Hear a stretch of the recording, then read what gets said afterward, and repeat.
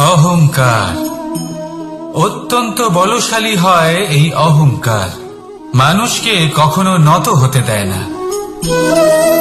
অদ্ভুত ব্যাপার, এই অহংকার যা মানুষকে কখনো নত হতে দেয় না, সেটাই তার পতনের কারণও হয়ে দাঁড়ায়। যেখানে মানুষ এটা ভাবতে শুরু করে যে শুধুমাত্র সেই যোগ্য, সেখান থেকেই তার পতনের আরম্ভ। ঠিক কিনা? দেখুন, যদি কোনো মানুষ এটা ভাবে যে আমি এই সব কিছু করতে পারি, তাহলে তা হলো বিশ্বাস। কিন্তু যদি সে এটা ভাবতে থাকে যে শুধুমাত্র আমি এই কাজ করতে পারি, তাহলে তা হলো সেই ব্যক্তির অহংকার। আর এটা আপনাকে বিনাশের দিকে অবশ্যই নিয়ে যাবে। মনে রাখবেন, যখন আমি আর শুধুমাত্র এই দুই এক হয়ে যায়, সেখান থেকে আপনার পতনের সূত্রপাত হবেই।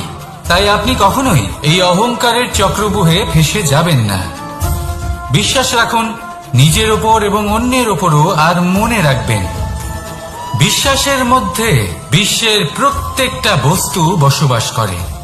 তাই এই অহংকারকে ত্যাগ করে ফেলুন আর আত্মবিশ্বাসের ওপর মনোসংযোগ করুন।